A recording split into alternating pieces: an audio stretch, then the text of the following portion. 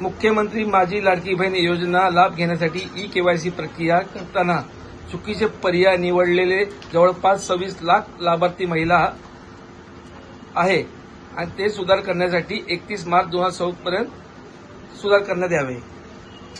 मुळामध्ये लाडकी बहीण अशी योजना कार्यान्वित केलेली होती।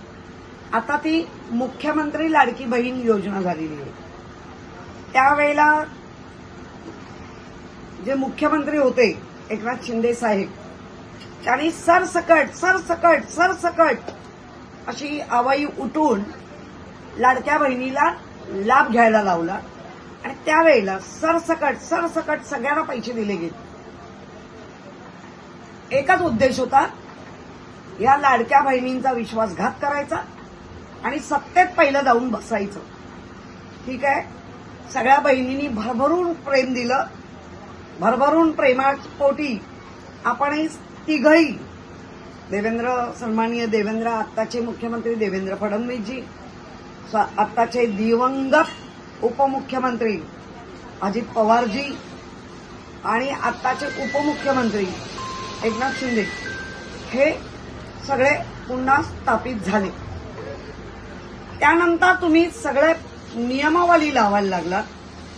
त्या नियमावलीमध्ये कोट्यावधी महिलांना बाद केला। मग ज्या महिला बाल कल्याणचा जे विभाग आहे त्या विभागाला आता शहाणपण सुचलं की आता केवायसी केली पाहिजे। एकतर खरंच गाव पातळीवर अतिशय महिला साध्या सरळ असतात। 26 लाखाच्या वर बाद झाल्या। आता केवायसी केलेली आहे। चुकीचे पर्याय निवडले होते, आताही पुन्हा तेच होणार आहे।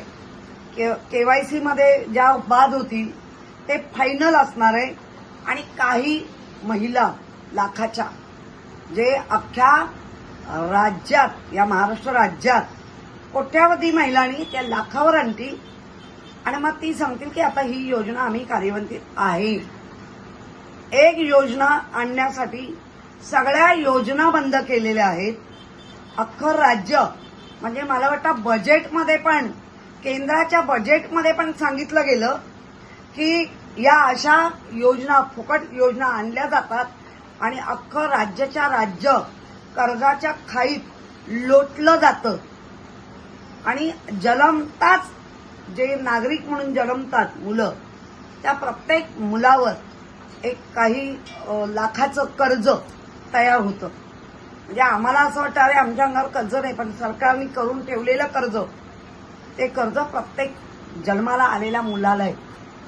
म्हणजे राजकीय फायद्यासाठी काही वाटेल ते, आणि म्हणून नेहमी आम्ही सांगतो महिलांना की आपल्याला 1500 फुकट देऊन तुमच्या मुलांचं शिक्षण, आज केरळमध्ये बघा ग्रॅज्युएटपर्यंत, पदवीधर शिक्षणापर्यंत संपूर्ण राज्याने शिक्षण फ्री केलं।